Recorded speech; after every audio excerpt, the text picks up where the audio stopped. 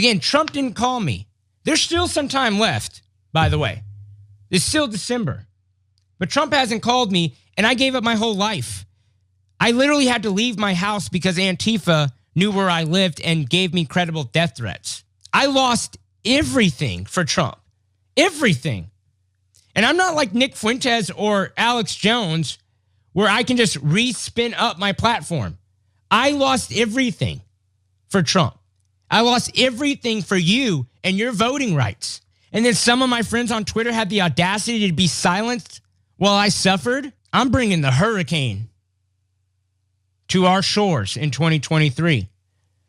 And you will all know my ideas because I said so. Because God said so. What's going on? Ali Alexander there's upset at Trump. Trump hasn't returned his phone calls, hasn't called him at all. What's the matter with him? I mean, considering Alexander was a part of the whole Stop the Steal rally, he actually showed up there, says he was part of the organizational group of it as well. So he was a right-hand man. Who would have thought Trump would turn or maybe ignore one of the folks that was part of his whole coup attempt? It's odd how that works. He's upset. He's not the Alex Joneses. He's not the Nick Fuentes. He doesn't have that kind of capital just bounce back. He's in a bad place. Remember, he's in a bad place. That's where we started with this. But actually, he's then flips and discovers that he's in reality free. Try and find somehow how these two things match up in the same discussion. Let's let him continue. And shilling for Israel, and shilling for the Ukraine, and shilling for money, and shilling for likes and retweets got you damn near nothing. Me, I'm free. I'm wearing stripes. Free. I can say whatever I want, and I can't get fired. I can't get bankrupted. I am free in Christ. So eat that. Eat that. God bless you all. It doesn't get better than that. It's like a sketch. But for some reason, people still take folks like this seriously. I guess to each their own. Sometimes you want to wake up, or whatever time this guy discusses, he has his podcast on. People just want to have a good laugh sometimes. So I get it, bro. To each their own. Do your thing. He was doing his thing at that Stop the Steal rally because again, he sacrificed everything for Donald Trump. He's telling everyone that actually. This is him telling the folks before they ran up and ran into the Capitol what they should do as well. Remember him at this rally? I want them to know that 1776 is always an option.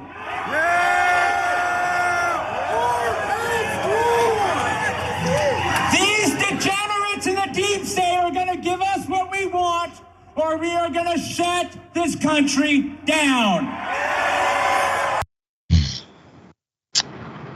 We're gonna shut this country down.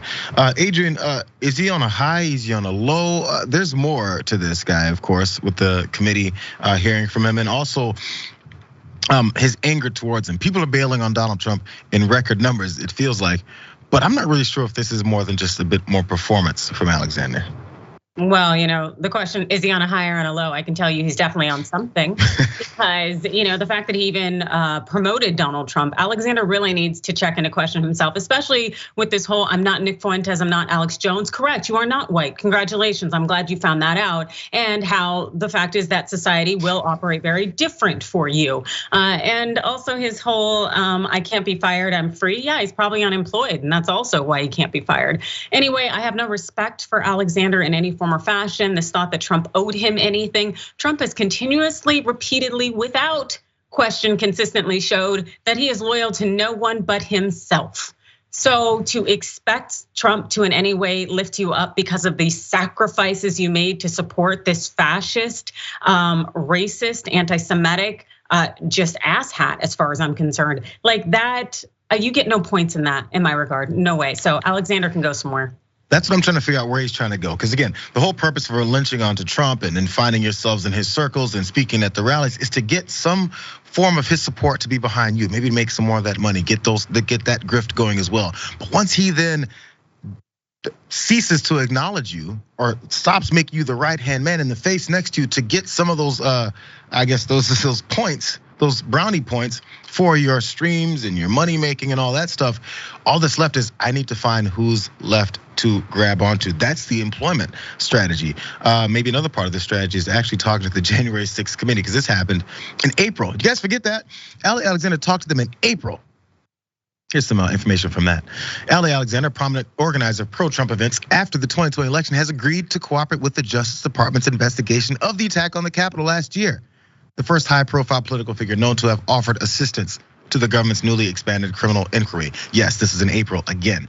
Lastly, while it remains unclear what Alexander might tell the grand jury, he was intimately involved in the sprawling effort to mount political protests, challenging the results of the election, and had contacts with other organizers, extremist groups, members of Congress, and according to the House committee investigating the 6th White House officials during the period after Election Day. Intimately involved, now apparently booted out. He's kind of spiraling. As soon as I saw this though, you guys, I remembered one other thing. He could have helped himself out from this whole debacle if he would have just jumped into his DeLorean and made sure he went, I think, back in time, maybe forward in time, to tell his future self, hey, look out for Donald Trump. He's gonna screw you over like he does everyone else. And like all those apparently Donald Trump derangement syndrome libs told you he would, because that's what he does. Remember Ali Alexander, the time traveler? Watch. Even if Kerry was going to lose, I would will it into existence. And I know that sounds kooky. And I know that sounds crazy. What if I told you that all of us are capable of traveling? Well, not all of us, because you're not smart enough, but what if I told you that there are a lot of people capable of time traveling? They just don't know it. What if I told you that time traveling is easier than you think? It requires a lot of discipline and no machines. All he had to do was time travel a little bit. In fact, there he was looking to help Carrie Lake in her loss. Did that work? When are people gonna finally realize it's a comedy show? It's fiction, it's for fun. And apparently it's for money too, Adrian. Your last thoughts on this guy? Yeah, definitely for money. And I hope he is bringing in some money, because I don't think he is going to necessarily have gainful employment elsewhere. The fact is that you back Trump and you're backing a loser, and you're backing someone who's not gonna be there for you, not gonna uplift you, and not going to help you.